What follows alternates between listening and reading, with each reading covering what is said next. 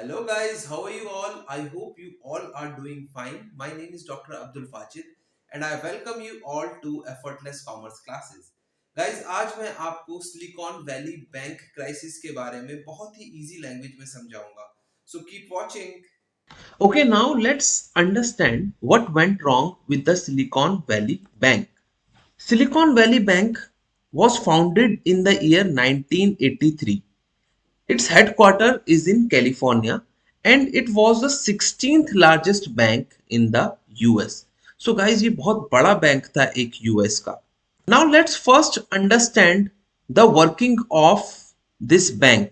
Guys silicon valley bank जो है इसको हम स्टार्टअप बैंक भी बोलते हैं और ये बैंक जो था वो मोस्टली रिलेटेड था पीई एंड वीसी फर्म से, मतलब private equity and venture capitalist firm से. ये जो बैंक था ये स्टार्टअप्स को लोन देता था. उस टाइम उनको लोन देता था जब उनके पास कोलेटरल के लिए ज्यादा कुछ नहीं होता था और सारे बैंक्स उनको लोन देने में रिलक्टेंट होते थे. तो उस टाइम ये स्टार्टअप्स की हेल्प करता था. साथ में वेंचर कैपिटलिस्ट भी इस बैंक में अपना पैसा रखते थे ताकि वो अच्छे से फंडिंग कर पाए स्टार्टअप्स को. सो नाउ लेट्स अंडरस्टैंड कि इसमें क्या हुआ और उसके लिए हमें 2020 में जाना पड़ेगा. गाइस 2020 में क्या हुआ था कि ये एक गोल्डन पीरियड था स्टार्टअप्स के लिए और जो एस्टेब्लिश्ड टेक कंपनीज थी उनके लिए. गाइस इस टाइम पीरियड पर कंज्यूमर्स जो थे वो बहुत ज्यादा गैजेट्स बाय कर रहे थे और डिजिटल सर्विसेज बाय कर रहे थे. उससे क्या हुआ कि टेक कंपनीज के शेयर प्राइस भी इंक्रीज हुए, साथ में उनकी वैल्यू भी इंक्रीज हुई और साथ में स्टार्टअप्स के पास भी पैसा आना शुरू हो गया. और गाइस जब ये एसवीबी बैंक भी स्टार्टअप्स में लगाता था तो इसके भी शेयर प्राइस बढ़ने लगे. सो एसवीबी बैंक के पास जहां इन 2019 में 61.76 बिलियन का डिपॉजिट था, वो 2021 में 189 बिलियन का हो गया. मतलब इतना ज्यादा इसके पास पैसा आ गया. बट विड्रॉल्स जो थे वो ज्यादा नहीं थे, विड्रॉल्स कम थे और पैसा बहुत सारा आ गया बैंक के पास. डिपॉजिट लोगों ने बहुत किया इस बैंक में, स्टार्टअप्स ने और वेंचर कैपिटलिस्ट फर्म्स ने. अब गाइस बैंक क्या करता है, जब भी बैंक के पास पैसा आता है तो वो अपने पैसे को कहीं इन्वेस्ट करता है. और इस बैंक ने सोचा कि सबसे अच्छा ऑप्शन जो रहेगा वो गवर्नमेंट सिक्योरिटीज में रहेगा, क्योंकि वहां पर जो आपका पैसा है वो सेफ रहता है. तो इस बैंक ने अपना ज्यादातर पैसा यूएस ट्रेजरी सिक्योरिटीज में लगा दिया. और गाइज आपको पता होगा कि इन 2022 यूएस का जो सेंट्रल बैंक है उसने 9 टाइम्स इंटरेस्ट को बढ़ा दिया. गाइज 9 टाइम जब इंटरेस्ट बढ़ा तो इसकी वैल्यू जो थी इस बैंक की सिक्योरिटीज की वैल्यू वो डाउन हो गई. There is inverse relationship between the interest rate and the value of the bonds. जैसे जैसे इंटरेस्ट रेट बढ़ता है वैल्यू ऑफ बॉन्ड्स जो है वो घट जाती है. सो यहां पर हम देखते हैं कि जैसे इंटरेस्ट रेट यूएस के सेंट्रल बैंक ने बढ़ाया तो इसकी वैल्यू डिक्रीज होनी शुरू हो गई. अलोंग विद दैट 2022 में हमने देखा कि टेक कंपनीज जो थी उनको बहुत ज्यादा दिक्कत हो रही थी, शेयर प्राइसेस बहुत ज्यादा गिर रहे थे. उसके साथ साथ उनको कैश की रिक्वायरमेंट थी तो वो क्या कर रहे थे, बैंक को अप्रोच कर रहे थे पैसों के लिए. बट एसवीबी बैंक जिसकी securities already it was going down, उसके पास पैसा भी नहीं था, इनफ कैश नहीं था उनको पैसा देने के लिए, क्योंकि ऑलरेडी वो नुकसान में चल रहा था. ठीक है गाइस, और डिमांड आ गई स्टार्टअप्स की और टेक कंपनीज की पैसे के लिए. तो गाइस यहां पर क्या हुआ, जब लिक्विडिटी क्रंच हो गया तो बैंक ने अपने जो सिक्योरिटीज थे उनको बेच दिया, क्योंकि उसके पास पैसे की कमी थी. उसको पैसा देना था स्टार्टअप्स को एंड वेंचर कैपिटलिस्ट्स को. सो उसको बेचने से उसको 1.8 बिलियन का लॉस हो गया. और गाइस जब उसको लॉस हो गया तो बैंक ने कोशिश करी कि कैपिटल रेज कर लिया जाए कहीं से ताकि उसको कवर किया जाए. बट गाइस वो कैपिटल भी रेज नहीं कर पाया.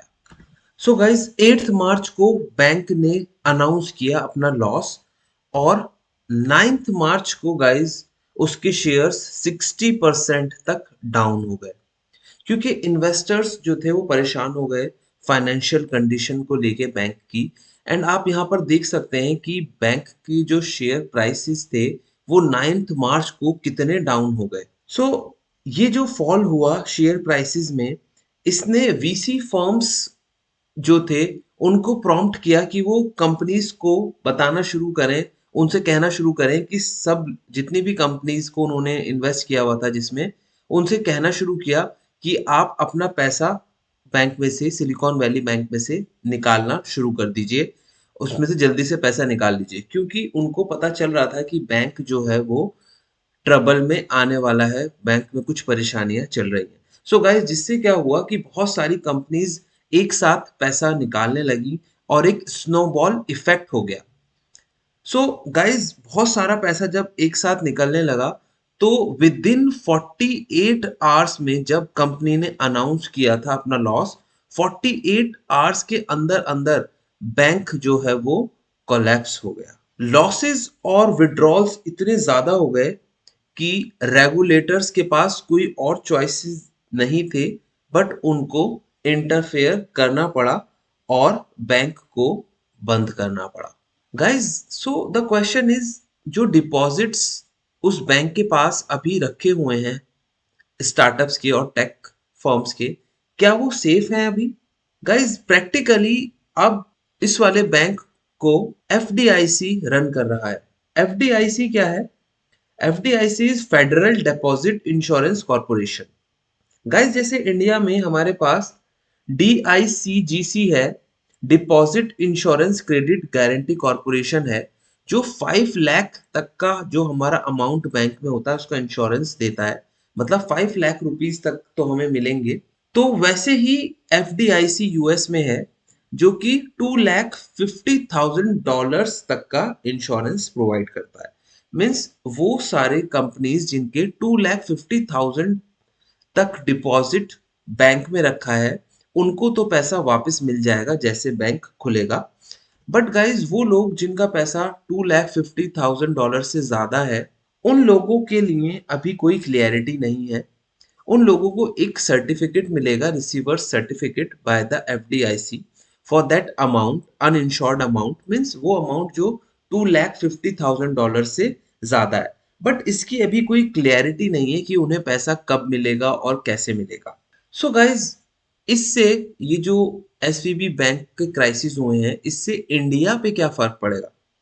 Guys according two times of India, बहुत सारे इंडियन स्टार्टअप्स जो हैं वो यूएस में इनकॉर्पोरेट होते हैं, मतलब यूएस में रजिस्टर होते हैं, ताकि उन्हें आराम से कैपिटल मिल जाए वीसी फर्म से। और गाइज ये सारे जो स्टार्टअप्स होते हैं, ये अपना पैसा सिलिकॉन वैली बैंक में ही रखते हैं, ताकि आसानी से उनको पैसा मिलता रहे और वो उसको यूटिलाइज करते रहें।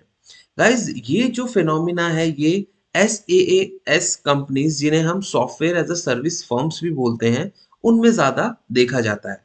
और उसके साथ साथ एसवीबी फर्म्स ने बहुत सारे इंडियन कंपनीज में भी इन्वेस्टमेंट कर रखी है। So guys there may be some impact of this SVB bank crisis on Indian startup. But guys हमारी गवर्नमेंट भी अब सामने आई है और गवर्नमेंट भी ट्राई कर रही है to ease some tensions by taking up the issue and rolling out the resolution. So government will definitely try to talk to US authorities regarding that.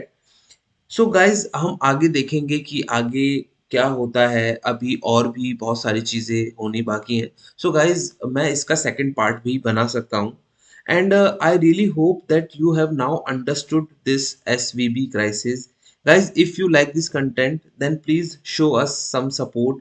Please subscribe to our YouTube channel, like our videos, and please share it with your friends. Thank you.